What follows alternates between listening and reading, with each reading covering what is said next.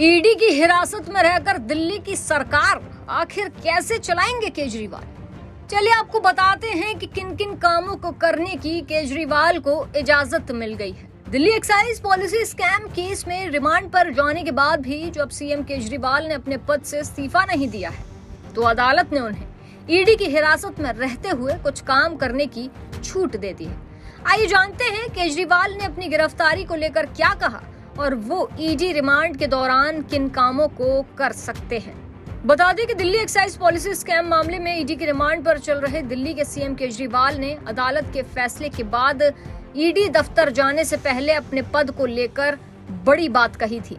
ऐसे में जब सीएम केजरीवाल ने अपने पद से इस्तीफा नहीं दिया है, तो अदालत ने उन्हें ईडी की हिरासत में रहते हुए कुछ काम करने की छूट दे दी है। आइए जानते हैं कि केजरीवाल ने अपनी गिरफ्तारी को लेकर क्या कहा और वो ईडी रिमांड के दौरान उन्हें किन कामों को करने की छूट मिली है। उन्होंने कहा कि सीएम पद से इस्तीफा नहीं दूंगा और जेल से सरकार चलेगी। कहा कि जांच एजेंसी का उद्देश्य पूछताछ करना नहीं है। केजरीवाल ने कहा कि सोचा नहीं था कि हाईकोर्ट के निर्णय के बाद इतनी जल्दी गिरफ्तारी हो जाएगी। नीति कई स्तर पर गुजरी, उपराज्यपाल समेत सभी ने हस्ताक्षर किए, लेकिन समझ नहीं आता कि कैसे केजरीवाल और मनीष सिसोदिया कटघरे में हैं। केजरीवाल ने कहा कि जनता का समर्थन अहम है और मैं बिल्कुल भी डरा नहीं हूं। देर रात करीब 8:30 बजे निर्णय सुनाते हुए अदालत ने कहा कि अदालत के सामने पेश किए गए तथ्यों से पता चलता है कि आपको अपराध की आय से ज्यादा लाभ हुआ। ऐसे में तथ्यों और परिस्थितियों को देखते हुए केजरीवाल की भूमिका और तथ्यों के रहस्योद्घाटन के संबंध में विस्तृत पूछताछ करने के साथ ही जब्त किए गए डिजिटल उपकरणों और सामग्री से सामना कराने की जरूरत है।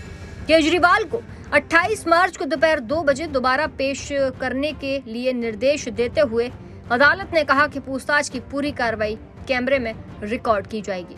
किन कामों की इजाजत मिली है ये भी आपको बता देते हैं। कस्टडी के दौरान केजरीवाल को अपने अधिवक्ता मोहम्मद इरशाद और विवेक जैन से प्रतिदिन शाम 6 बजे से 7 के बीच मुलाकात की अनुमति है। अदालत ने कहा कि केजरीवाल को अपनी पत्नी सुनीता केजरीवाल और निजी सचिव विभव कुमार से प्रतिदिन आधे घंटे के लिए मुलाकात करने की इजाजत है।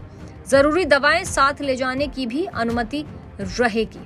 बहरहाल अब देखने वाली बात ये होगी कि आखिर कैसे सीएम केजरीवाल के अरेस्ट होने के बाद जेल से सरकार चलेगी। ऐसी ताज़ा तमाम बड़ी अपडेट्स के लिए आप देखते रहें पंजाब केसरी.com और चैनल को सब्सक्राइब करना मत भूलिएगा।